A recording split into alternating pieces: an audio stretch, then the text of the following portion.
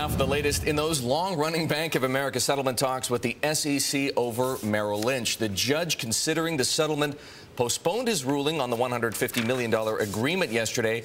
U.S. District Judge Jed Rakoff wants to know what some key B of A executives told New York Attorney General Andrew Cuomo. For more on the twists and turns in this very, very complex case, we're joined by Bloomberg Television contributing editor and author of The House of Cards, Bill Cohan. Bill, you and I have been following this case very closely for months. Here's the latest twist and turn, as we say. The whole concern at the time, we have to remind people, was that the SEC settlement was A, too small, too narrow, didn't name executives or directors, and punished shareholders by burdening them with the cost of the settlement. Right. Now, Cuomo has come in with his civil suit against B of A, plus Ken Lewis, plus Joe Price, the former CFO.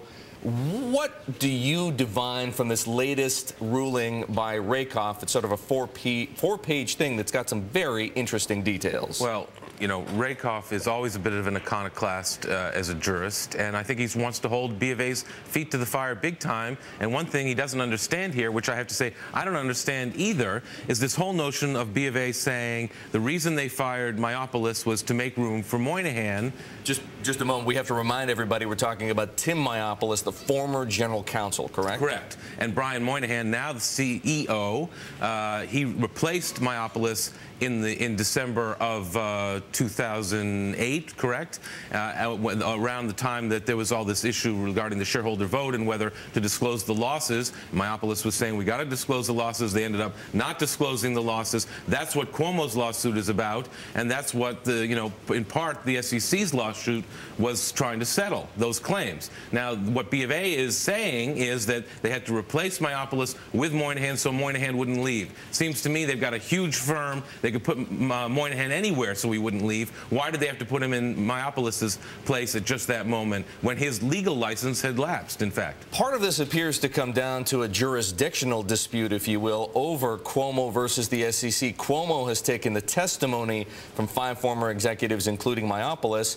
The SEC hasn't had access to it. Now Rakoff says, well, I'd better get to read this stuff. And Cuomo is saying yesterday, yes, Judge Rakoff, you can have this. So you're going to see exactly what I know. And it'll be interesting to see where the contradictions are, because the B of A idea that they had to do this for Moynihan doesn't make sense to me. Bill, we got to get down to what matters most for the shareholders here. What's at stake for Bank of America as this case continues to develop? Well, if they go to trial, then, you know, sort of the skies can be the limit here in terms of what ultimately costs B of A in this situation. I mean, there are huge risks for B of A if, in fact, they didn't disclose properly the losses that they had to disclose prior to the shareholder vote. There could be huge penalties.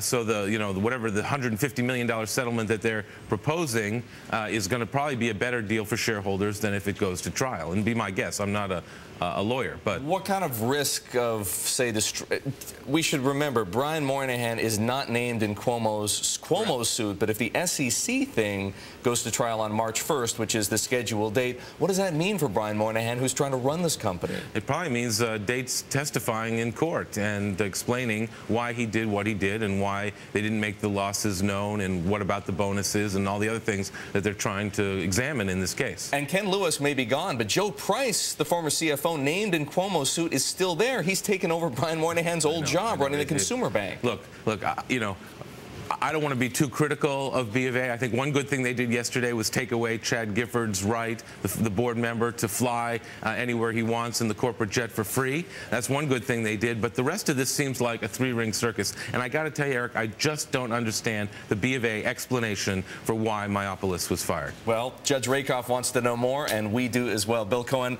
a Bloomberg contributor, thanks as always.